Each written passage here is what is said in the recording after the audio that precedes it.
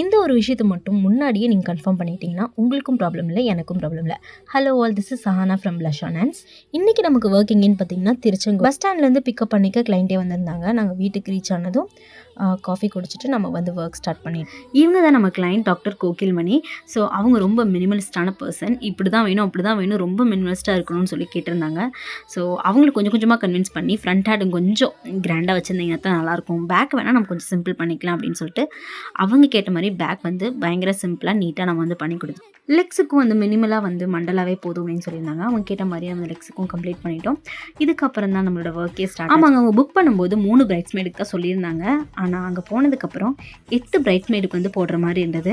So எல்லாத்துக்குமே வந்துட்டு அவங்க கேட்ட மாதிரி போட முடியல. ஏன்னா எல்லாத்துக்கும் வந்து பாம் லென்த் கவர் பண்ணுற மாதிரி இருந்தது. லாஸ்ட்டாக வந்தவங்களுக்குலாம் சுத்தமாக வந்து பேக் சைடு வந்துட்டு போடவே முடியல. இந்த விஷயத்தை மட்டும் கொஞ்சம் நம்ம முன்னாடி கன்ஃபார்ம் பண்ணியிருந்தோன்னா நம்ம டீம் மெம்பர்ஸ் யாராவது கூட்டிகிட்டு வந்துட்டு நம்ம வந்துட்டு அவங்களுக்கும் கேட்ட மாதிரி வந்து ஃப்ரண்ட் அண்ட் பேக்லாம் வந்து ஃபில் பண்ணியிருக்கலாம். நீங்களும் மெஹந்தி ஆர்டிஸ்ட் புக் பண்ண போறீங்கன்னா மறக்காம இந்த விஷயத்தை ஞாபகம் வச்சுக்கோங்க. உங்க பிக் டேக்கும் இதே மாதிரி அஃபோர்டபுள் ரேஞ்சஸ்ல மெஹந்தி போட்டுக்கணும்னு ஆசைப்படுறீங்களா? மறக்காம நம்ம பேஜை ஃபாலோ பண்ணிட்டு DM பண்ணுங்க.